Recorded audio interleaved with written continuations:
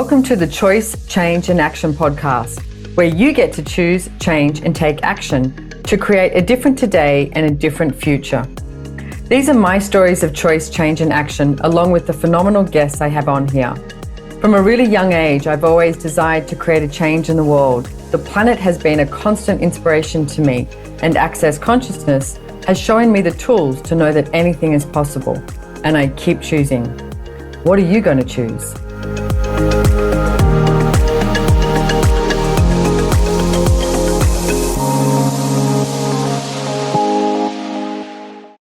So welcome everybody. Welcome to the Choice, Change and Action podcast. And I am extremely honored today to have Trevor Hendy on my podcast. So welcome, Trevor.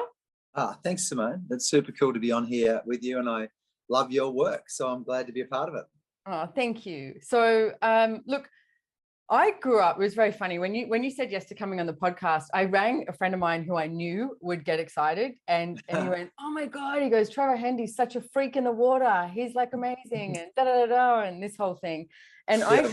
I grew up at Cronulla Beach. I grew up with, I don't know, that surf mentality, like surrounded by that. I guess Occy was like... Occy, yeah, that's right. Gary Green, all those guys. Yeah, they were like the locals that I had there. But I grew up, I guess I grew up watching you. I grew up watching, all of that. And this podcast just sort of goes out to the whole entire world. Now, I know you've got world champions, etc. too.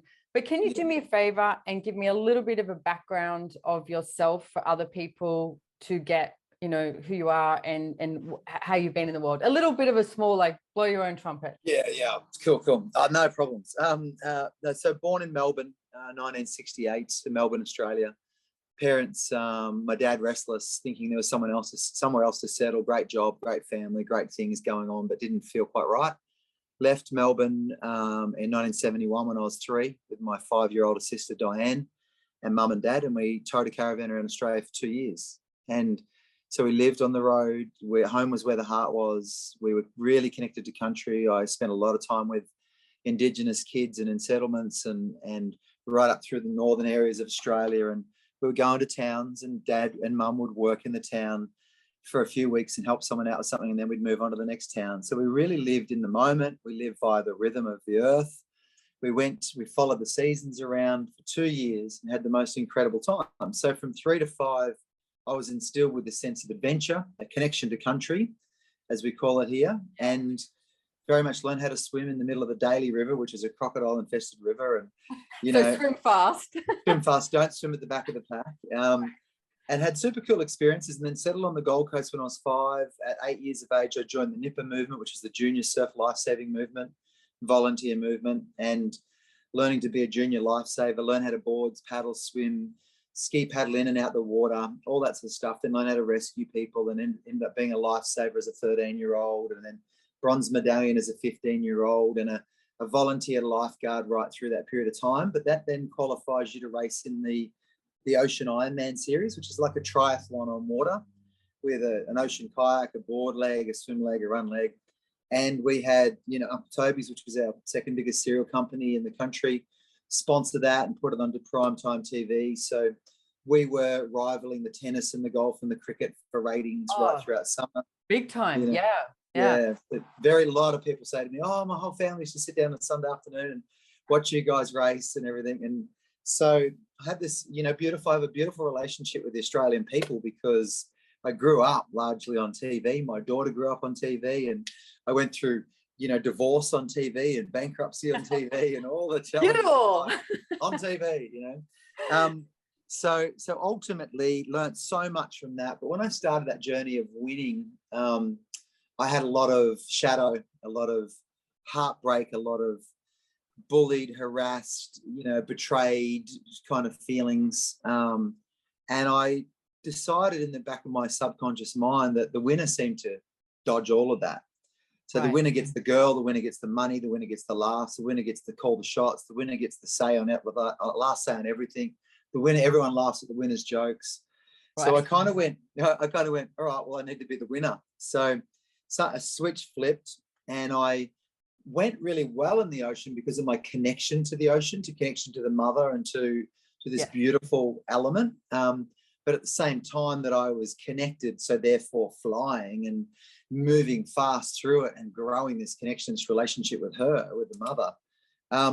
At the same time that was happening, this ego and this insecurity and this fear of, I need to win, I need to get in control, I need to be the one, I need to, if I'm not winning, I'm not in control. If someone else is in control, I'll be getting flushed and initiated and bashed and all that sort of stuff. So I had this really fascinating thing where my spirit was growing and learning, and at the same time my ego was growing with it, you know, right. And the ego being the insecurity and the fear and the lengths I would go to not feel like that anymore.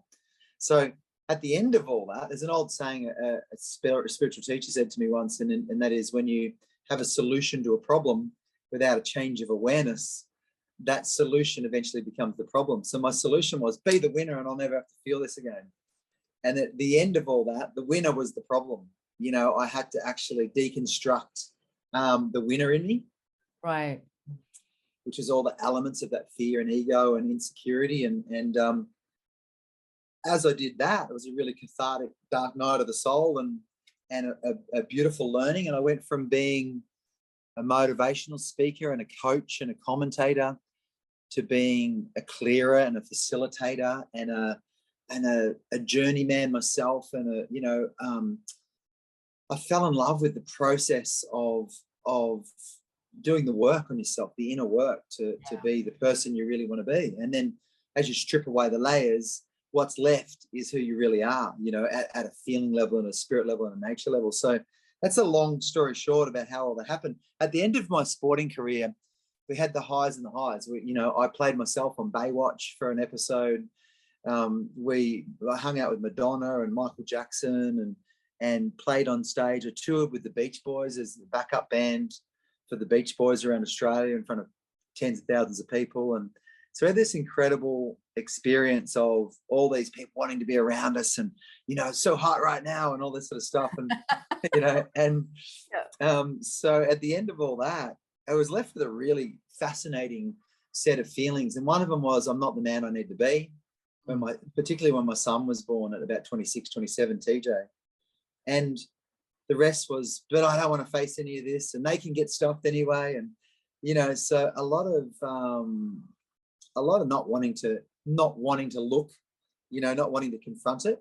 And I had good people around me who said, no, that's where the freedom is. The freedom is in confronting this. So I went back and faced all these elements of this self that I built up. So I'd spent all these years building this self up so I was bulletproof.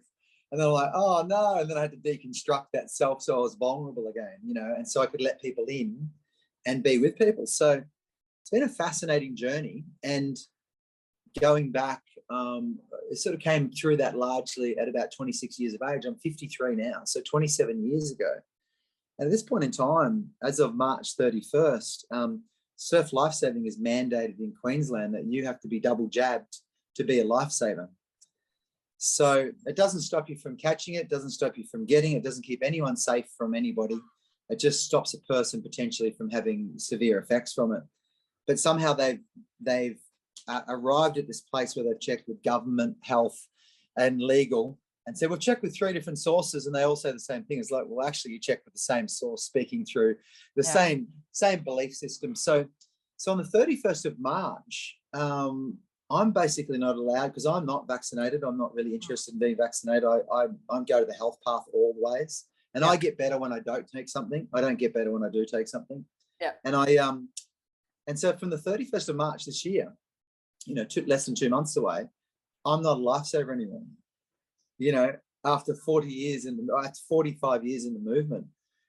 So it's a fascinating, there's the door, you know, close it on your way out kind of feeling, you know. And I'm president of my surf club, and we're 4 years short of our 100th birthday, and I wanted to run that role all the way through. And we got an email from Surf Lifesaving Queensland the other day that said to all members, oh, don't worry, you can still be a member. You can't not be a member. You just can't go to the surf club. You can't do patrols. You can't attend surf sports, go to NIPA functions or events or anything. So you can be a member. You just can't go to the club. You know, so there's mums and dads and families that have grown up and given their whole life to the movement that are all going to leave on the 31st of March. So it's a really fascinating time to tell this story and tell a little bit about who I am and where I'm at, because we're at this really fascinating fork in the road where my son, myself, a bunch of really beautiful people in the club will probably be like, well, from the 1st of April this year, and the Australian Championships start on the 7th of April, on the 1st of April, we won't be lifesavers anymore. I would say there's going to be a lot of people who are not going to continue with that as well. I mean, so what I want to say too is I saw you speak at the Reclaim the Line Face the Music rally in the border of Queensland, New South Wales. And guys, if you're listening, I'm going to put that video in the show notes so that you can actually watch this. And I was so inspired with the way you spoke as well, because look, I looked at the last couple of years. I was traveling like 10 months out of the year, all around the world. And then all of a sudden, I was in Budapest, Hungary in March 2020 and went, shit, what's happening now? And I came home, and I've been home, and so much has changed. And even noticing things like the earth has changed. And I've heard you talk about this on videos as well. Like, I want to say like the gift of what has shown up in the past couple of years as well. And I really liked one of the things that you were saying is, I guess, like hold the line, like look for the people around you who, like, there was this one moment in the speech and you go, so who's a nurse? There's a nurse over there. Here's a, you need a fireman, there's a fireman over there. And that's the thing that I get. We're all going to start looking for something different. And to tell you the truth, I honestly think that the world needed a change. We were heading in a direction where people weren't willing to be aware of what was occurring, like making conscious choices to create a greater planet and be that. So I personally think that, the planet's just sort of gone slap. Hey, we've created this. Yeah. We've created this. So how are we going to deal with it? And one of the stories I've heard, which I absolutely love this story that you tell, is I'm going to say the quote is, "These are my perfect conditions." Oh, yeah.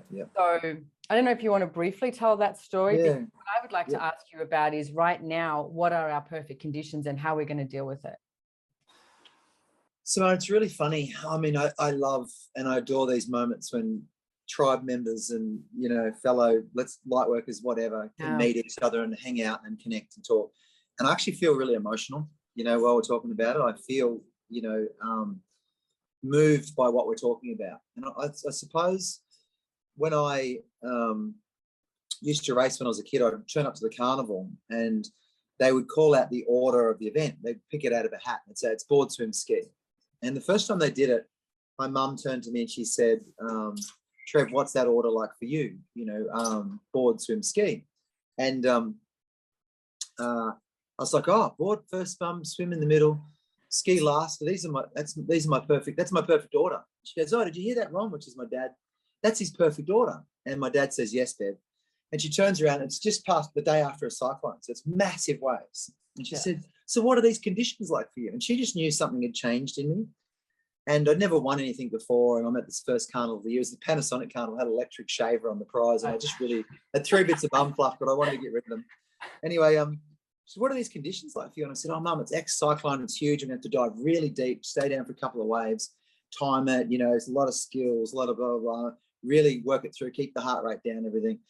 These are my perfect conditions, Mum. And my mum turned to my dad and said, did you hear that, Ron? It's his perfect order and it's his perfect conditions. And I went on that day to win the first race of my life by nearly a leg. In a 12-minute race, 3 4-minute legs, I won by nearly 4 minutes. And so everyone went, oh, it's a fluke, this young kid, Trevor from Surface, we've never seen before.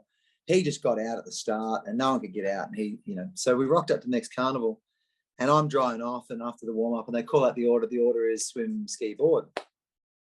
And my mum says, what's that order like for you, Trev? And I'm like, swim, ski. I swim first, I'm skiing and all board coming home. That's my perfect order, Mum. And my mum goes, did you hear that, Ron? It's his perfect order. And my dad says, yes, Bev. And then she goes, what are these conditions like for you? And I turn down and look and there's a ski blowing sideways on the beach, howling wind, right. Coming in from the left-hand side. And I said, Mum, it's super flat. You're going to have to get on the inside of turns. Heart rate's going to be through the roof the whole time. Good starts, good finishes, good transitions, and sprint all the way to the finish. These are my perfect conditions, Mum. And my mum went, oh, did you hear that, Ron? It's his perfect order and his perfect conditions. So this kid that had never won anything won a game. Right. And 3 weeks later at state championships, I'm drying off and they call out the order. The order is ski, board, swim. And my mum says, what's that order like for you, Trev? And I go, Oh, ski first, mum, board in the middle, or swim coming home. That's my perfect order, mum. And she goes, hang on a minute. And she looks at me like a 3-foot swell and she goes, and these are your perfect conditions, aren't they? And I go, you got it, mum. And she turns to my dad and she said, did you hear that, Ron? It's always his perfect order and it's always his perfect conditions. And my dad said, oh, Bev, how long did it take you to work that out? Right? So I love that. I got second on the day, but the way I relate to it was if I turned up to the event, the reason it was perfect was because my actual decision was to perfect the Ironman race. Right. It didn't matter how long. It didn't matter how long I was going to do it for. I wanted to perfect the race. Yeah. And so I didn't want to win the race. I wanted to win as many of them as I could. But my main goal was to perfect the race, do it better than anyone ever done it. So every day I raced, it wasn't perfect conditions because I won or because I love this. It was perfect because whatever it is, I get a chance to see whether I can perfect the race on a big day, on a small day, with that order first. So because I had a bigger picture decision, it was always my perfect order and it was always my perfect conditions. And I say to people all the time, you wake up in the morning and you really care about your kids. But if you find out your kids are in trouble or there's a health issue with grandma or granddad or that money's not coming in today or you lost that client or whatever order things show up for you is perfect. Because if you want to be the best version of yourself, you have to deal with whatever turns up, which is mastery, right? But also when you're standing there facing that day, some days feel like a cyclone's hitting you. Some days feel like the wind's howling from one. Some days feel like they look like you're in paradise and everyone just wants to lay out there and lie lows. So it's not the good days are perfect and the bad days are really challenging. They're all perfect if you've decided you want to improve in yourself. So I think the reason why I felt emotional when you asked the question is because this thing that's happening is not happening to us. It's actually happening for us. So talk more about that. Yeah, well, it's exactly what you're saying is when I look around and I even think of myself as a consciousness and as an observer of myself, I see that we're actually being very selfish. So if I get an orange in my hand and I go, oh, it feels wettish, and I squeeze it and then I look at it and go, oh, it's orangish. Oh, it's an orange. Yeah. So it's orangish, it's wettish. So being selfish is something that's got a bit of self in it, and a lot of it's been, if you have a look at it, oh my God, it's terrible. Well, you know what, if you take this vaccination, you'll be able to go to Europe again for the Christmas holidays and go snow skiing. All right, I'll do it. If you take it, you'll be able to go to the pub and have a drink. I'll do it. If you take it, you'll be able to go see grandma and granddad in the nursing home, which is still, that's beautiful. But it still has an element of self. I'll be able to, I. Yeah. And so there's been so much I in all of us for so long that we don't see each other anymore. Because my I sees your I and I work out whether I can get something from you that'll help me get to where I want to get to. So I've been transactional for so long. And I just see this is a shift into relational and a shift into, we've got centralized power on this planet. And if people don't realize it yet, and if they don't want to scratch below the surface and go, hang on, what systems are running what? It's literally centralized power. And anyone at any moment can pull it all away and say, I won't give it back to you until you do this. Please give it back to me, please. And I love that story of mass formation, that if you take away someone's safety, there's this virus that's going to kill you and you can't even see it.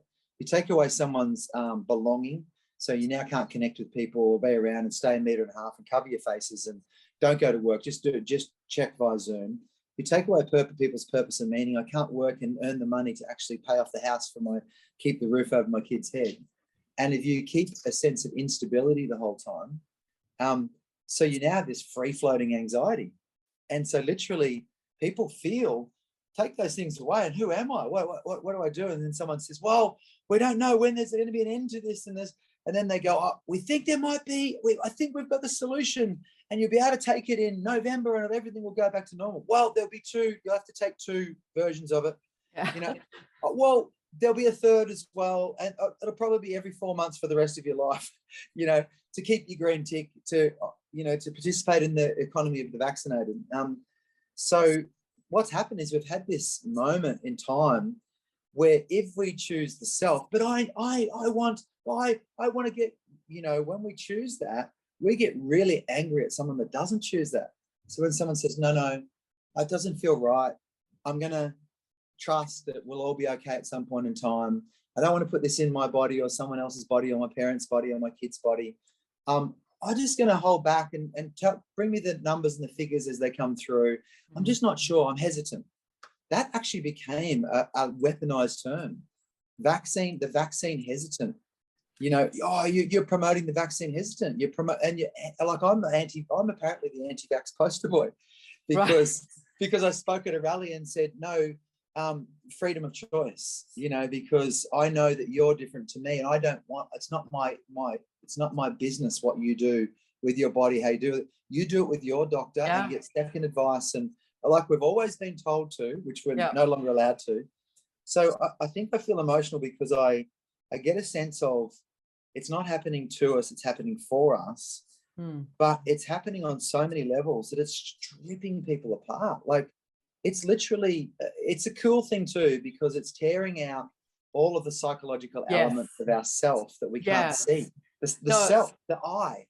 Yeah, no, I so get that too. And one of the things that you said too is that, like, you know, we chose to be born right now. And I was talking to a friend of mine recently, and we were saying, you know, we didn't turn up to the party late. It's like there's a reason why we chose to be born right now and be alive right now. Yes, like, knowing we didn't get the timing wrong, you know. Yes, knowing what we know, not more than we know, and not less than we know. Exactly what we know. Exactly, yeah. And I look at, you know, all the governments around the world. I mean, there are some prime ministers and presidents that I actually thought were really cool, and now I'm like, wow, you guys, like, we haven't had a true leadership. Like this someone who actually desires to have a greatness for the people and a greatness for the land in so long. It's so political. But the one thing I get though, Trevor, is they didn't count on people like you and me. I really don't get they did. Like there is a strength, and like what you just described, there is so much like fear-based anxiety stuff. But what I'm noticing is there's so many people who are looking around just sort of going, yeah, but we've got this. We can out-create this and move further. Is it going to take some time? Maybe, probably. Have we shortened it? Maybe. How much time? Yeah, exactly. But it's like, but don't lose who you be. Like I do a lot of, you know, classes on business and money and things like that and choosing. And so many people go, oh, I'll be happy when I have this. And I'm like, it doesn't work like that. When you have that, you know, when you're happy, you'll have that. Not yeah, the way you described, the way you described like when you were winning, and it's like, but then your ego as well. But then when you described how those first races that you went on and how you wanted to be great at that, but it didn't mean great because everyone would acknowledge you or anything like that. It was like you wanted to really be the best of what you could be there. And I see that now is this time too. It's like if we all do reach out to each other and go, hey, it's okay, we've got this. Like what level of vulnerability can we be with each other to say there's a different choice available? And you know, like stand the line, like, you know, reclaim all of that. Then what do we need to be here? Like, what do we need to choose, and what can we be for each other? There's a message that's sitting here right here now that's I suppose is for the people that are listening, and it's from love from both of us, right? It's very clearly sitting in there, and it is.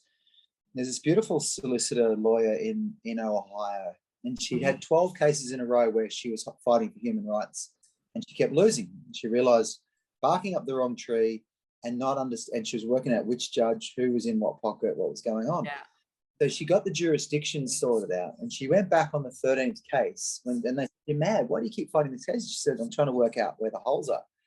And she went back on the 13th case. She said, "Prove to me it was an emergency." And they couldn't prove it was an emergency, and it all fell apart. And the mandates in that area fell to the right judge with the right question.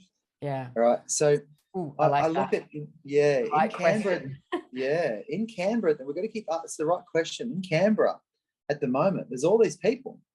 They're getting rubber bulleted and tear gassed and everything at the moment, right? They're all there. And I was speaking to a friend who's down there, and she said, "There's no leader. There's no." And you said something before, we're lacking leadership, and they had no leadership. But so we had that freedom rally at Tweed, was beautiful. A week later, there was 1 million people in the streets around Australia and all the different capital cities. 6 weeks later or so, now they're all in Canberra. In another 4 to 6 weeks, another wave will happen. Well, they'll come away and they'll go, we didn't have effective communication and we didn't have leadership. And then they'll turn up in Sydney, or they'll be in Perth, or they'll be in every capital city again.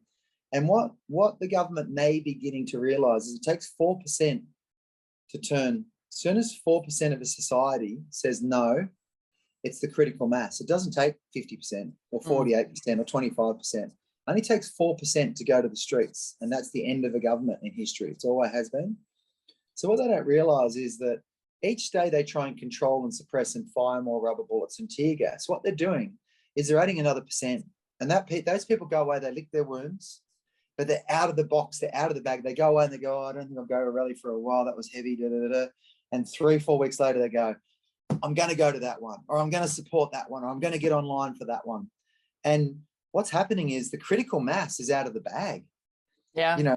So that was the message I was saying, is for anyone listening, just know you're part of the critical mass. And the story I told in that talk at the border, I told the story of the imaginals, and the imaginals are when the caterpillar goes into the cocoon, like lockdown and isolation, it goes into a process where caterpillar gets broken down, and via this enzyme being created, and it attacks all the cells of the caterpillar, and the caterpillar turns into goop.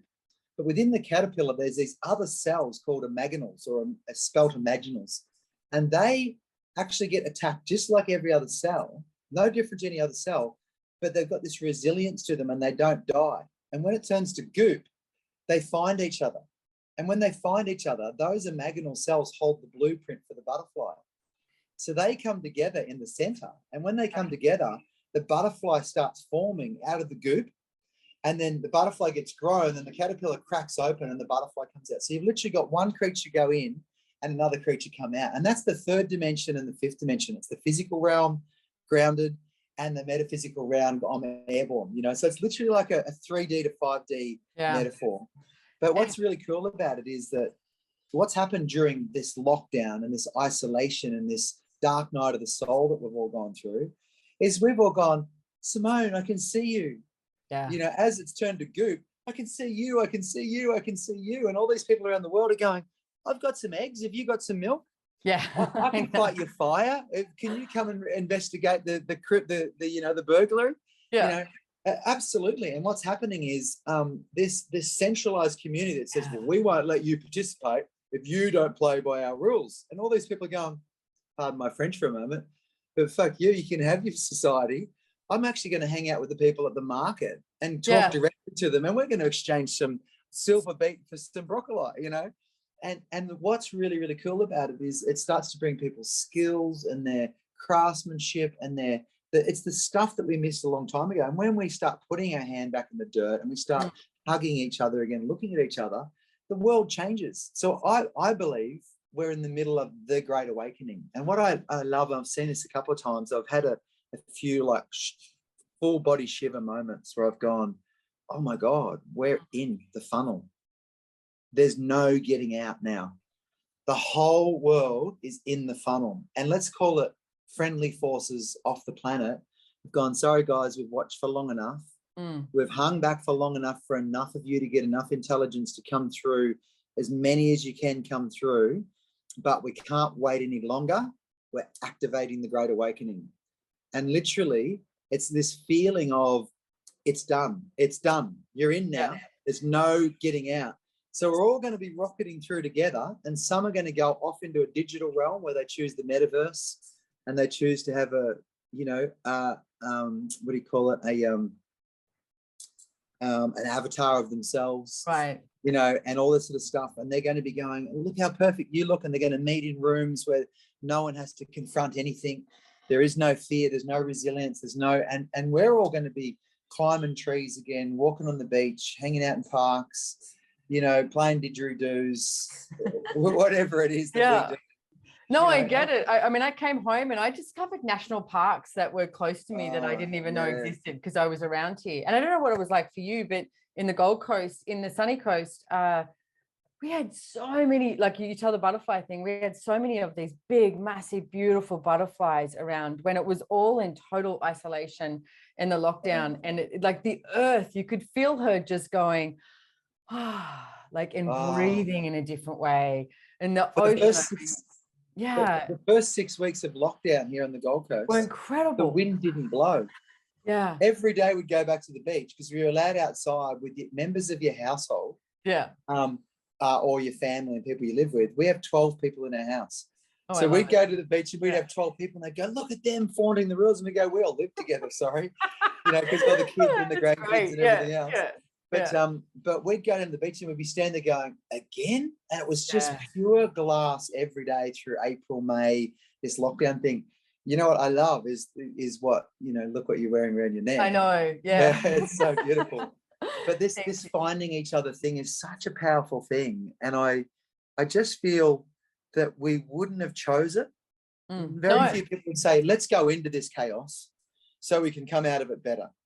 Most people are like, we're in the chaos, we're going to have to come out of it better. And I just see as a breath that the earth is breathing, the people are breathing. And there's this thing where you won't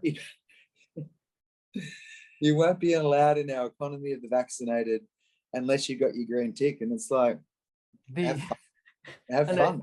You won't be able to go to unwashed. I love, in December, I was watching the shorts for movies on YouTube and stuff, and it would say, January 6th, only in cinemas. And it was really only in cinemas. And it was which meant you have to go get vaccinated. You won't be going there unless you get your vax, But on this, there's on Facebook a Prigian Beach community sort of thing or whatever. And then when they brought in that you couldn't go into restaurants or bars unless you were vaccinated. And then so some guy writes in there, all right, so let's go for a piss up on the beach. And it was so funny because I went, how many of these people would you not meet based on you were just like plodding through your life? And I know, like, as I wouldn't know them. Yeah. No. And I was, like I said, I was traveling so much. And when all of this happened and I got home and I sat here and, I mean, we were able to do a lot of classes online, which was really cool. I'm very grateful for that. Yeah. And then my assistant said to me, well, you were asking for your schedule to slow down. And I went, didn't think it was going to look like this though, I do vaguely remember asking for a little bit more freedom. Yeah, a little bit more space. But hey, but the one thing that I've found for myself too is there's been a like you were talking before about like the awareness that you gain from every choice that you make. And I really had to, like, I sat down with myself and went, okay, what am I choosing here? Like with everything, whether it's like business, money, relationships, where do I want to live and all of that. And really not what am I choosing based on what others think I should choose or what I like. And I find that there's been such a strength in that. And so many people I know have looked at that. And I just want to say one thing too, at one stage, I felt like I was going down a rabbit hole. I was so angry. It was like every molecule in my body was just getting like the anger, the frustration. And what I did know was it wasn't creating anything greater. It was just creating this destruction of me and everything around me. So I did make that demand of myself that I went, okay, you need to look at this in a different way, Simone. And that's what I started to do as well. And then that's when I'm going to say there were so many people that came about like yourself that you're like, hey, we got this. Like there is something greater on the other side, but there's also something greater today. So yeah, right here, right now. Yeah. Being present. It's funny because when I'm not sure if I had COVID or not, I had something and it's shown up as a blood test as not COVID, but anyway. Right. But PCR, whatever, COVID. So it's pretty crazy. And actually a friend of mine said, get a blood test to guarantee you won't find anything. She said it's not what you think it is. All this Omicron. It was quite a fascinating conversation. She was spot on. Yeah. But I had this in the middle of it all. I thought about 5 times I was going to die. Right. I was just like, I was having trouble breathing. I had a bad reaction to Nurofen. I never take anything, and I had a heart reaction to Nurofen, palpitations, and like I'd gone out of sync with myself. And anyway, I kept like thinking, oh, there's not breathing just there, and I've got to go there to get rid of this feeling. And I'd be like, and so death was just all around me for a few days. It was really interesting. Anyway, I actually I said, please, angels, like, help me understand. What do I have to let go of, And then within 1 minute, I had this thing come in, opposition. I went, what do you mean opposition? And it was like, let go of all of the energy of opposition. And I'm like, holy shit, I've been opposing COVID. I've been opposing vaccines. I've been opposing the media. I've been opposing dumb humanity that listens to them. I've been opposing mandates. I've been opposing governments. I've been opposing, rich tech billionaires. Conceptually, I'd had all this opposition, which is I haven't been in that for a long, long time. So I'd gone into the guardian space quite some time ago. And I dropped back into the warrior. And I even said in my Parents with Questions video, I said, you know, I've been a guardian for a long time, but when it comes to vaccinating our kids, I become a warrior again. And I jumped down to that thing thinking that was the way to fight the fight. But all I did was took myself out. And now I'm like, and everyone's going, the fight's going good. I'm like, I can't get out of bed. You know, you're okay there, Trev. Yeah. And then each day after I got rid of the opposition, and each day I had a different realization until a couple of days ago, working with a friend, a beautiful healer lady, and doing a session with her, and I was helping her with something, and she just said something about letting go of the warrior and everything. And as she said it, it really lined up for me. I was like, oh my God. When we say as a spiritual person, don't forget the spiritual warrior, we're talking about a level of spirituality, you know, where, and she was like, well, shouldn't there be a balance where you got a bit of warrior as well? I was like, no. No, when you move on from warrior and you try to be the warrior, it'll take you out. You know, so be the warrior when it's time to work. But when someone claims that they're being the warrior and they're free, that's not freedom. That's still fighting. You know, freedom's up here where you're no longer fighting. You're present. You're with the situation, with love, with understanding. You're not like, oh, I got to, what am I going to do? How am I going to stop it? You're actually just like, here I am. I've been in this moment before, but this time I'm here with presence.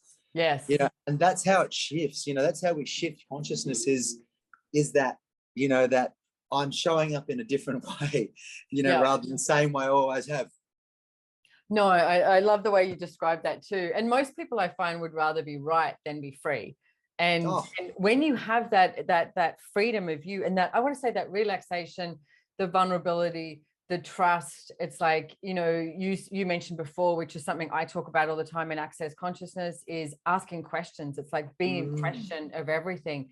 And to me, that is actually one of the most intimidating things in the world, because people can't box you in. Like when I was getting really angry and frustrated, it's like then people could put me into this box of like, oh, she's, like you said, like the warrior.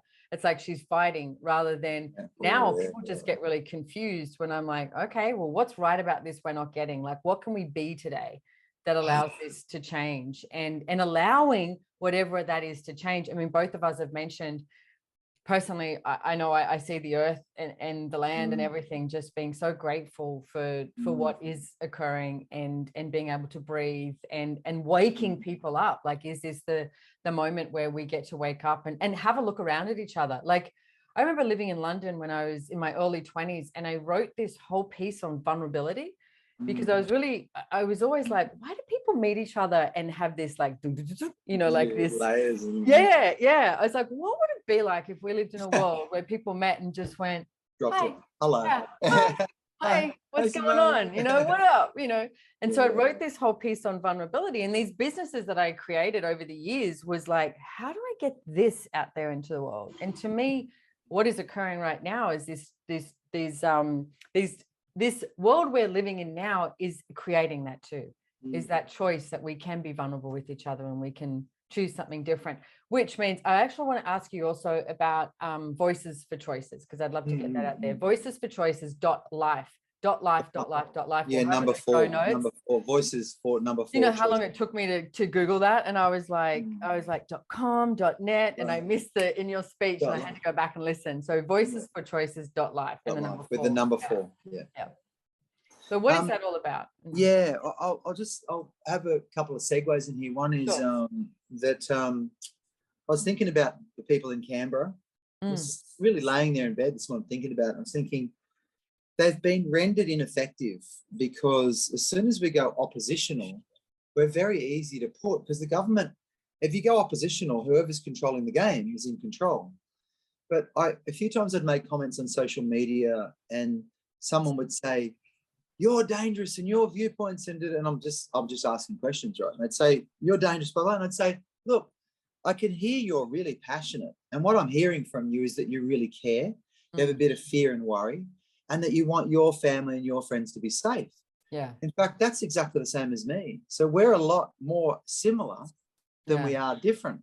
The only difference between us is it looks like we've been exposed to different information, because your information tells you you're in danger of this and my information tells me I'm in danger of that. said, so we probably should actually work together, get together and get these people having a conversation, and we can listen to the outcome so we can work out what's the correct information. And they go, how do I attack you when you do that? That is brilliant. Yeah. Right. I love it. Like, oh, I might shit, steal you're like that. me. Yeah. You care. Oh, you prick, you know, and so I was thinking about in Canberra, they've been rendered ineffective because what's happened is they're going, the government.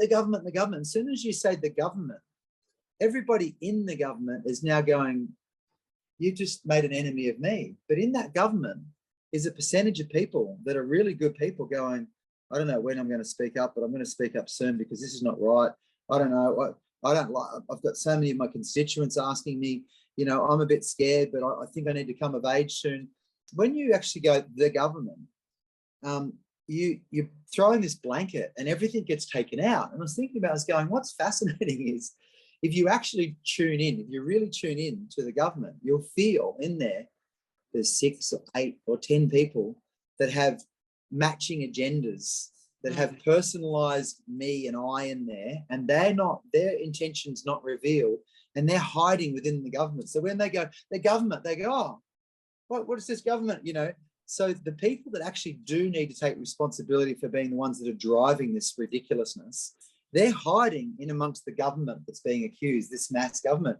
So we need to say to these people, slowly but surely, hey, find a way to say, I'm standing here asking you questions and I see you and I'm observing and I know there's a better way than this. And we're all going to stand here together peacefully until you realize we're not going away. You know, and so that we rendered effective again. And the reason I say that as a segue into Voices for Choices is because we realize that there's 3 very powerful pieces in a bit of a global jigsaw puzzle. And one of them is the doctors. They have all this crazy, amazing information and actual facts, like frontline experience. And they have all this experience, but they don't have a platform. They go to speak and they get wiped off of Twitter, wiped off of everything, like Dr. Robert Malone. You know, these guys are incredibly beautiful humans. They're so humble to speak to. So we've got all these doctors that don't have a platform. Then we've got all these celebrities that are running around saying, roll your sleeve up, you know, participate, make your mate safe and all this sort of stuff. And we've got working for us one of the guys that created that campaign. He went, oh my God, what have I done? And switched sides. Right. But which is fascinating and beautiful. And he brought someone else with us who'd created a big part of the Facebook stuff. So anyway, so we've got on the inside these people that know exactly what was done. Yeah. But ultimately we go, oh, the second part of the puzzle is that you've got all these celebrities, these well-known figures, these influencers, let's call them, with millions of followers, millions of reach, people that respect them, love their fashion, love their sporting prowess, love their song they sang, whatever it is, they love these people. So you've got these people with all the information, but no platform. You got the people with all the platform, but no information. And if they try and speak up, they go, just go back to singing some songs, mate, and stick in your lane. You know, that was the thing that was being said. And so there's 2 pieces of the puzzle. The third most powerful piece is the people. So if you can bring the truth to the people via the big platforms of people that were, you know, can actually, what's the word I'm looking for? Can amplify this message. You've now got the people going, they what? But I was told this, I was told that. Koshi told me this morning that if I didn't get it, and Carl told me yesterday morning that if I didn't get that, and so, and you know, and so what we realized is Voices for Choices was we've got people and friends that have the voices, you know, they have the platform, and we've got people who have the information. So we're going to get them together. We're going to get the celebrities to ask the doctors these questions, and then the answers we're going to publish and amplify all these little pieces. So we did a call 3 weeks ago. It went for 5 hours. We had Dr. Robert Malone, Dr. Pierre Corey, we had Mike Eden, the Pfizer VP, the whistle blew. We had Chris Martinez, we had Paul Alexander, we had Zach Bush, we had Bruce Lipton. We had all these incredible people on this call. And on the other side, we had Eric Clapton, Pat Cash, Kelly Slater, like all these other incredible people on the other side. And they were asking them questions And then they'd answer the question and we'd go, right, we're going to take that snippet. Let's all approve that. You're happy with that. And we'll post it all around the world to amplify. So there's a bunch of things that are about to come out. But Pat Cash asked about Novak Djokovic coming into the country and is it safe? And 6 doctors answered that question in 1 minute. We posted that video on Instagram and his Instagram that night. By that night, he had 60,000 views. By the next morning, it was deleted and he had a warning. And so I had a warning for commenting on it. Wow. So I love the whole Djokovic thing though, truly. I mean, because I've got people I work with all over the world and they're all like, what the hell is happening in Australia? And I'm like, I know, I'm sort of grateful for it because people are getting to see how crazy it is and what's going on. And I mean, how political that became. It's like, I mean, he's suing the Australian government now too. And I'm like, I hope he wins. I hope he wins. Let's pay him up. I think there's 3 really interesting viewpoints that I want to kind of cover really quickly. And one is that reportedly, take your time, whatever. Yeah. Reportedly, there's a big push for the 5 to 11-year-olds to be approved, and Atagi are waiting, and they're saying. Now, what happens is when you in emergency youth, this is in the real Anthony Fauci by Dr. Robert Kennedy, right? Who Robert Kennedy Jr., who had some beautiful time with. We've spent the most beautiful call, and so been hanging out with these people, having amazing conversations. Yeah. Right? Sucharit Bhakti, he's another absolute legend, was on our call. He's a biologist from Germany, amazing man. But anyway, these are like Nobel Prize winners and peace winners and everything else. Anyway, we so there's this clause that says it's like a benchmark. So if you're an emergency youth authorization, no, these vaccine companies can't be sued by anybody. If you get the approval for use on 5 to 11-year-olds, you can come out of emergency youth authorization with full TGA approval. And because it's ticked safe for so young, they are still indemnified against any adult injury. So the reason why they want the 5 to 11-year-olds so desperately to be approved is because that's a requirement for them to come out of this emergency youth authorization. Wow. They keep turning it over until they can get this approval done, then they'll come out of it. Now, what's fascinating, and this is Catherine Austin Fitz. Anyone who hasn't seen her, look her up. She's incredible. Right? I think she did Plandemic and other things with Mickey, Mickey Willis. But anyway, she stumbled on, and others have stumbled on, these contracts that the big vax companies have with the federal governments, the big governments around the world. And in those contracts, there are clauses that if they do anything or not do something that threatens to not allow the vaccine company to maximize their profits through the rollout, they are in breach of contract. So they got rid of Novak Djokovic because if they didn't, they were in breach of contract. So if Novak Djokovic stayed, he would create vaccine hesitancy. And if he created vaccine hesitancy, they were in breach of contract because they could have done something about it. So they got rid of him to not get the fine. So one of the things that Pierre Corey said was, if you ever see a politician up talking, just know it's not the politician talking, it's the vaccine company, it's the pharmaceutical company. They're saying whatever the pharmaceutical company wants them to say, because when they said, we'll ride into town with our big solution for you, they said, do whatever we need, do it. And they go, we'll just sign all of this, including that. And yep, we'll do it. And so it's like basically making a deal with the devil that you'll come in, save the day with your big thing that everybody's waiting for the solution. And so the same people that potentially had a part in creating the actual issue have come in, ridden on the white horse and gone, we'll solve it, which is the old problem, reaction, solution. Yeah. And then we go, hand the power over to these people because they're going to solve it. And they go, but to do that, by the way, we need to monitor which ones of you haven't been. And we suggest what you should do. And so we can, if it fires up in South Africa, we can get a sample digital, we can actually transmute it and biscuit fry it over here in our plastic printer. And then we can send it back to you and you can download this into the next vaccine. And we can be, within 24 hours, we can be vaccinating people. But we just need to know who's got it, who hasn't. Can we all get this little green tick system? And also, please behave and don't tell anybody that, this is what's going on. So these are only viewpoints. People should do their own research. This is just what I've heard, what I've stumbled across. And I'm paraphrasing, so there's mistakes in here for sure. But what's fascinating about it is it really gets you to think, okay, so what's been the agenda the whole way? And what's fascinating is, and something that, that saying, what's the difference between a conspiracy theory and the truth? About 6 months, right? And so one of the things is, I've had a strong feeling for a long time that the actual agenda here is to collapse the global economy. Yeah, me too. So yeah. This is the great transfer of wealth. So they've shut down small businesses. They've kept them shut down for long enough that they go broke. They've recalled loans. They've done everything else. They've taken money out of the Australian economy and paid it to Pfizer and everybody else that we don't actually have. So they've printed it, paid it out to them, drained the economy more, drained the people out of the middle class, put them into the lower class, and transferred the wealth back up into the elite, into more centralized power, Amazon, you name it, Google, blah, blah, blah. And then at the end of all of it, they're going to go, oh, shit, during this horrible thing that we've all had to deal with around the planet, you're not going to believe it, the global economy's collapsed. The bottom's fallen out of everything. But it's just so happens we've been working on this solution for a while where it's got a thing called universal basic income attached to it, and you'll have nothing anymore, but you'll be happy.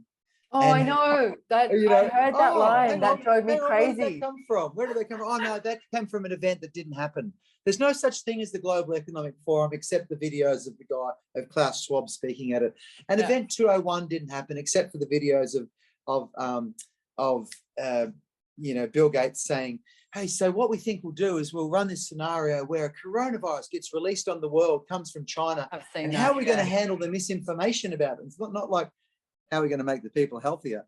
How are we going to deploy these vaccines around the world? They ran that in November of 2019. And 2 months later, there's a global crisis with a coronavirus that comes out of China. It's like, this isn't actual conspiracy theory. Oh, totally. This is on record. This is actually, you can see the videos of it, So, the word conspiracy was actually created by the CIA. Yeah, totally. And it was for anyone that was going against the American government was called a conspiracy theorist. Conspiracy nut, conspiracy theorist. And weaponized terms. Same with anti-vax. They made decisions. They had meetings and made decisions that anti-vax would be used as a term to shame and humiliate people and divide and conquer. So I had people, come onto my wife's Facebook and say, I would expect nothing. She made a comment on something. I would expect nothing less from someone like you. I hope you and your anti-vax husband and family all die with COVID. Right? This is on Facebook.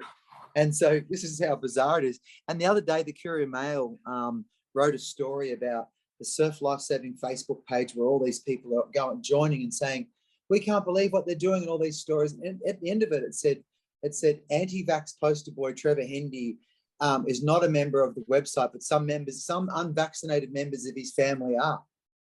Like, as if they know if my family's vaccinated. Like, right. They don't know. I've said to people, actually, my whole family's vaccinated. Right. You don't know who's vaccinated, who's not in my family. And so, which is the way it should be. It's the way it should be. I've always been pro choice. Like, you choose, I choose. I don't want to judge you, so I'm not asking you to judge me. Let's, but it's that's none what of my business. Created, is segregation. And segregation that is like, I can't believe. So they've created a police force and an army out of the general public that can turn on you at any stage.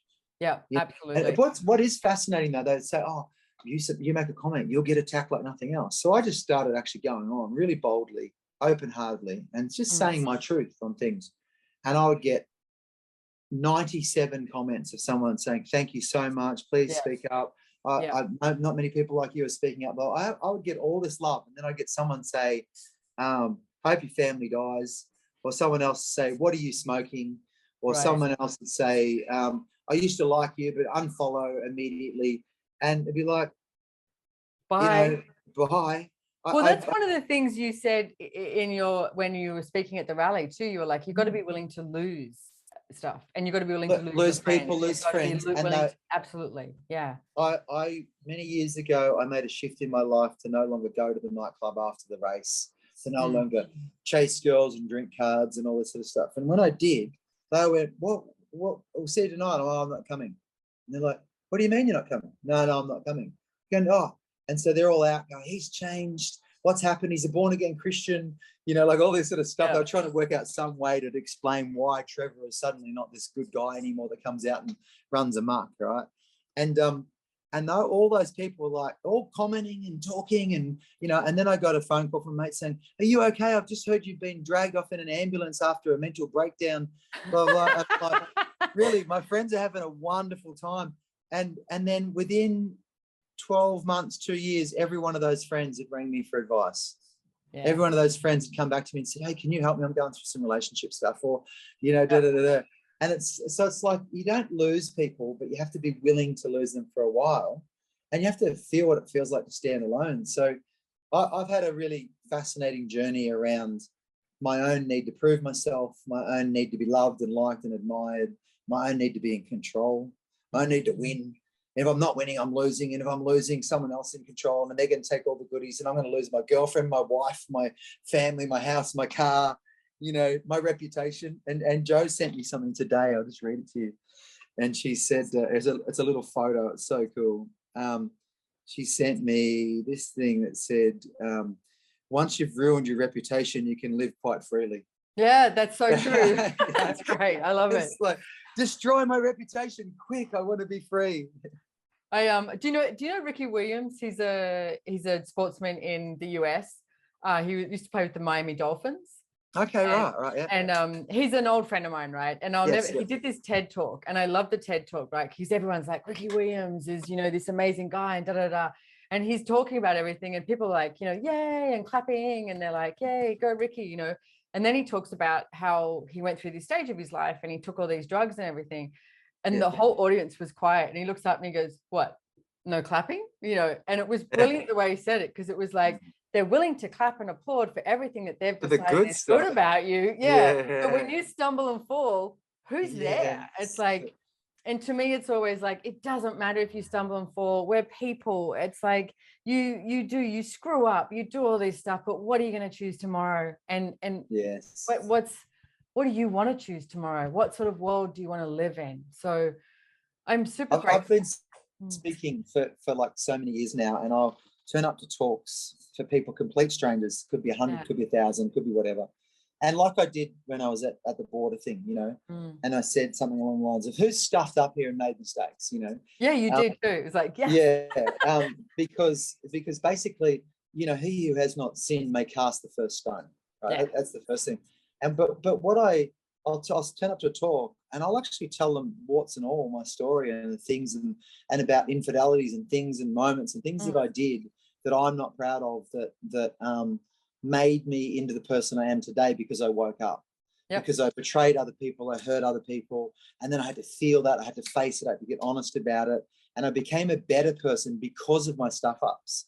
And when I tell those stories, people will be going at the start of it going, you know, and I'm going, as I tell it through, they go, oh God, that's me. That's me. Yeah. It's okay. It's okay. Like, I'm an asshole too, you know, like, you know, and at the end of it, I go, who feels better? And they're all like, way better. Yeah. Way better. People are crying and opening up and going, oh, I'm going to go bring my wife and apologize, or I'm going to go speak to my kids for not seeing them for 6 months, or, you know, and so there's this thing of like, you know, better than who? Better than what? Like, we're all the same. We're all doing the same stuff. Yeah. Be the best you can be. Wake up, learn, fall over. And that's kind of what I was saying when I was down at that rally as well, was, you know, freedom is actually all about making mistakes, living your life, thinking you know it all, screwing up, hurting someone, then apologizing to them, then eat egg on your face, eating humble pie for 3 days straight. And then, you know, whatever you need to do to actually end up going, oh my God, thank you so much for being in my life while I worked out that's not me. I'm not an asshole. I'm the person that at 14 years of age swam in the ocean, felt the water on my skin, loved his mates, turned up, was making a big difference whenever he walked into the club, but then one day walked in and discovered he was being chased to be, you know, flushed and initiated, and then decided from that point in time, people don't like me, I have to be more. You know, I'm not enough. Different. You have to be different. Yeah. I have to be enough. Being you. Yeah. Yeah. Yeah. I'm not enough as I am, you know. And so 53 years of age, you know, 40 years later, 39 years later, I'm swimming in the ocean going, oh my God, I'm remembering what it feels like to not actually go out this afternoon and try and prove myself. You know, so it's been a long, fascinating journey. I love that, you know, Eckhart Tolle woke up overnight. Eckhart Tolle woke up the next morning and he was free. But it took him months and months and months to integrate this shift that he had because he didn't know what happened. And he's like, but most of you are going to wake up in increments over a long period of time. And that's what it's been like for me, is wake up every day and go, oh, I just felt like punching that person in the face. I don't think that's me. I have a feeling. And Joe will say, well, you should have. And I go, I think you might be right, because I wanted to punch you just then, you know. And so we have this brutal honesty around, there could be something in that, because I really don't like the person you are now, you know. So whenever there's a reaction, there's something there, as opposed, you know, the truth doesn't need bending, sort of thing. So it's been a fascinating journey to pull apart all those angles to at least get to the point where I can be with people and say, hey, we're on the journey together. Yeah, I know, exactly. There's an awakening coming. We're in the middle of it, you know. Yeah, I'd love to send you my friend's book. It's called Being You, Changing the World. And there's so much that he talks about, like, with that. And I know that he's lived, I like to call it a colorful life. It's like, you know, I know I've lived a colorful life, some dodgy days in Sydney and all of that and more. But then here I am here. And it's like, when you be you, it's like, that's when we do get to change the world. It's a different choice, different reality. So I'd love to invite people to go to voicesforchoices.life. Voices4choices.life. It's really we'll cool. have it in the show notes anyway, and we'll do all that. Some really cool Monday Zooms we're doing. We had the lady I was talking about, the solicitor in Ohio. She was on our Zoom on Monday. The week before, I forget who we had the week before, but we've had an amazing run of people. So Monday mornings, we have a really beautiful Zoom. A couple hundred people turn up and sit in and listen to someone. It's a community of people coming together. Vaccinated, unvaccinated, all different choices, and they're just there going, I love you no matter what, you know. And so it's been really, really cool. It's run by my great friend Robert Chapman, and then we jump on when we can and lots of stuff. And we're building a few other projects in the background. I'm going to release some info, but also trevorhendy.com. There's some fun stuff on there, very rarely updated. Soulbootcamp.trevorhendy.com is hopefully going to be up in a few weeks. Hendy Trev on Instagram, and come have a play on my YouTube channel.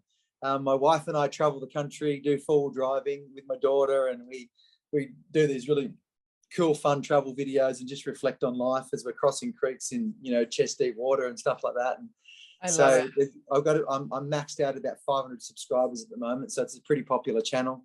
That's great. What's the YouTube channel? Is it Trevor Hendy? Just Trevor Hendy. Trevor Hendy. Okay, cool. All right. We'll find it and we'll put it all in the show notes and stuff like that as well. Beautiful. Yeah. So I really like this. Never underestimate the power of who you are. I want to say thank you so much for being you, and thank you so much for coming on here. And is there anything else that for the people listening out there? I mean, I feel like when people like you and I connect as well, people sort of go, it's okay. You know, like, just a rolling, frolicking conversation, real about life. Absolutely. Yeah. I think the one thing I'd say is, just probably a message out to people is, don't underestimate not just the power of who you are, but the power of how many people are waking up right now. Yeah. We're in the Great Awakening, and be really grateful for boosters. Yeah, I know. I was saying that the other day. Doing a very good job. People are going to go, what? You told me once I'd done this and this whole thing. And I loved watching Dan Andrews so many times, because I'm going to be a bit cheeky. I'm going to be a bit cheeky for a moment and say he's such a buffoon that I'm sure the guy's got a good intention. I bet he has a great family and everything else and whatever. But the road to hell is paved with good intentions. Right. And he's let the cat out of the bag so many times because he can't control himself. So there's been meetings between the premiers and the Prime Minister. And next minute he says, well, in 6 months' time, it won't be a vaccine passport. It'll be a booster passport. And then they're all looking at him going, no, don't say that. Don't say that. He's, well, we just discussed it at the meeting the other day, you know.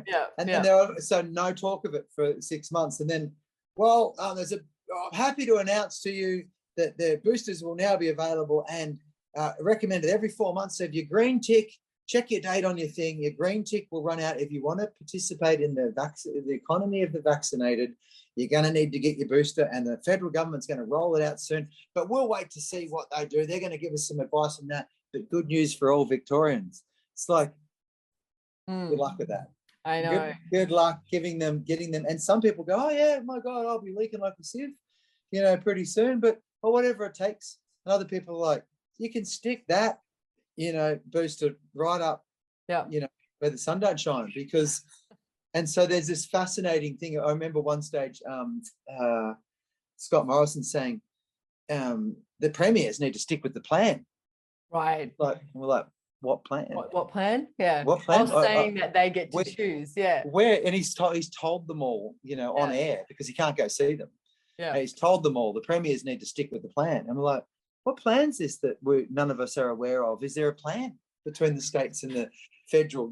Oh yeah, no, there's no plan. And all we had to do is listen to Dan Andrews' press conference. He let you know what the plan is, because he wants to be the one that tells everybody. And so it's a fascinating thing, because I don't begrudge these people. I think they're doing the best with what they know. I don't want their job, but they're still open to criticism, because they absolutely 100% have stood up there like they know what they're doing, and they've claimed to go to they've actually gone to the one source for information just through 5 different heads of the same source.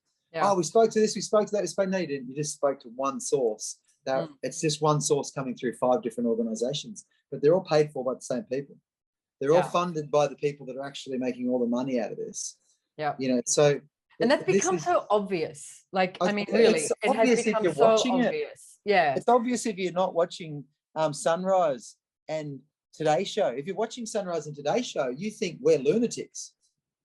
We are dangerous conspiracy theorists. And if you're not watching that and you're actually doing your research and seeing people around the world report on this, you're going, how long's this been going on? It's like, oh yeah, 2 years, we've all been watching it. Is that what you've been saying to me? It's like, yeah. I've got people at the moment waking up who it's taken them 2 years, and they're going, this is not good, eh? It's like, you're starting to see it, and they're going, I can't not see what I just saw. Yeah. So to add to that too, one of the things that I keep asking, like every time I see the news or hear someone talk, I ask for all the truths and the lies to show up, because I know that consciousness has our back. And so that's one thing I'll do. I'll sit there when they're speaking and go, okay, ask for the truths and the lies to show up. And I can see that is occurring. And there's one thing that you've said that I always say, and I'd like to reiterate that before we end this podcast, is don't trust me and don't trust Trevor. Trust you. You are the one that knows. Like Trevor said, do your own research. I've done my own research. You guys also, Voices for Choices, have a Telegram thread as well. Yes, So you can jump on that. If you go to the voicesforchoices.life, it's all on there as well. It's really easy to find. Watch the video on there too, with the Cova singing the song. It's really cool, with all the people marching in the street. Just really feel the words. It's up to us. It's really cool. It is. Yeah. It is up to us. Absolutely. Absolutely. Yeah. So I'm so stoked and so happy and pleased that you came on here, Trevor. Thank you so much for being you and thanks, Simone. And last thing I'll say is, further from what you said before, is don't believe anything I say. Yeah. Don't believe me either. We say. This is just a couple of people navigating away, speaking some truth to each other to find what resonates with the heart and raises the spirit. And I love that saying, know the truth and the truth shall set you free. So if you hear something and takes you down, it can't reverse engineer that statement. It can't be the truth. If you hear something, oh my God, it's going to cross the border soon, if that makes you go down, it's not the truth. It's funny, we have this tool in Access Consciousness that's like light and heavy. And we always go, okay, so if it makes you feel lighter, it's usually got some truth to it. When it makes you feel heavier, it's a lie. Ask another question. Ask another question. Ask another question. Until it lightens and you open. I love that. Yeah. So thank you so much. We're going to have all of your details on our show notes and do all of that. Thanks so much. Thank you. Stay here for a second. I'm going to end the recording. And yes, thank you so much. And I'll see you guys next time. Thanks, everybody. Bye.